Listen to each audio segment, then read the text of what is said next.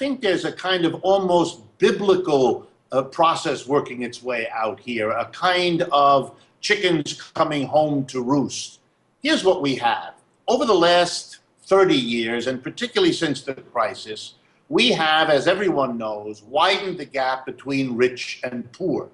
We did it through automation, we did it through the way capital accumulates, and we did it particularly by moving jobs from Western Europe, North America, and Japan to China, India, Brazil, and so on, where corporations could pay much lower wages. The end result of all of that is masses of people's wages haven't gone up. Those in the old developed parts of the world have seen their wages stagnate at best, and those in the new parts of the world that are developing are, of course, paid much, much less than those in the old. Bottom line, the mass of people don't have the incomes they once had and can't buy a lot of stuff, and that's part of our crisis.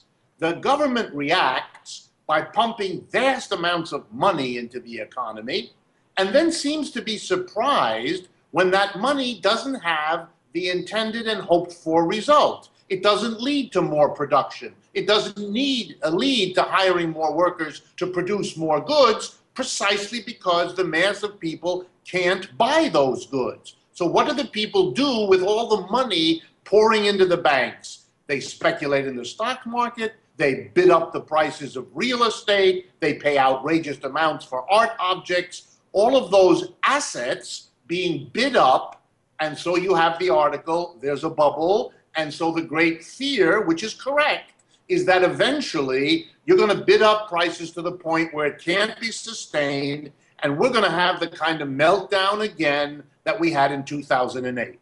Or could it even be worse? Could this be the Dutch tulip bulbs of our era? Could this be the South Sea? We never know in advance when these things exactly happen.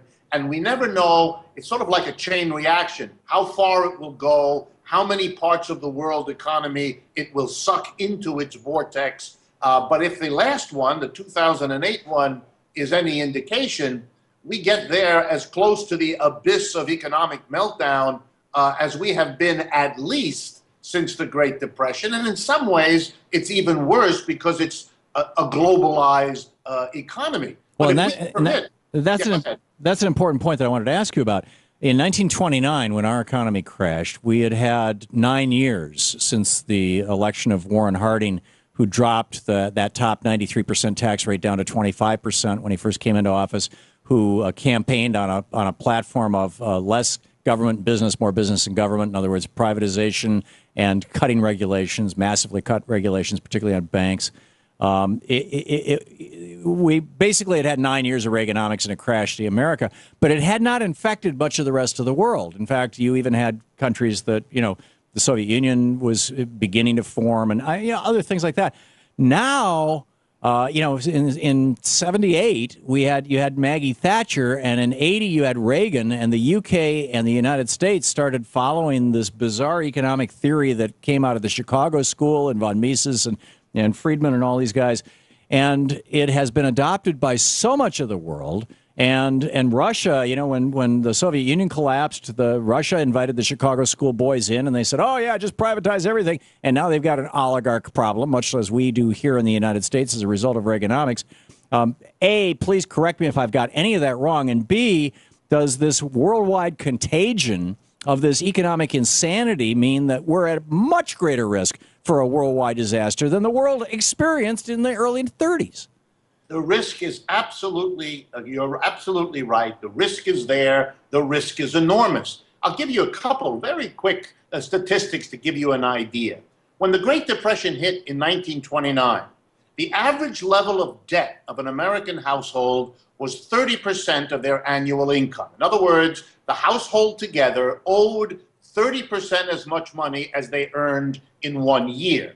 In 2007, when the current crisis hit, the level of debt of the average American household was 130% of its annual income. Wow. In other words, we can't figure out, because we have no historical model for what a crisis means and how long it will last and how deep it will cut when you have that level of debt overhang. And indeed, one of the reasons we're lasting so long, that this crisis, which wasn't even supposed to happen, has lingered on and continued the way it has, both in Europe and Japan and on this side of the world, is because of that debt overhang. When you add to that what you correctly pointed to, which is the ideology that governs what governments think they ought to do and can do, and the privatization fetish that they all espouse, you can see a kind of inability to grapple with the problem, a commitment to wait it out, to kind of wait till this situation, quote unquote, heals itself. And here we are, 7 years plus into this crisis, still waiting for the healing, which is happening neither in Japan nor Europe, on the one hand, and not really here either, if you understand the statistics coming out each month.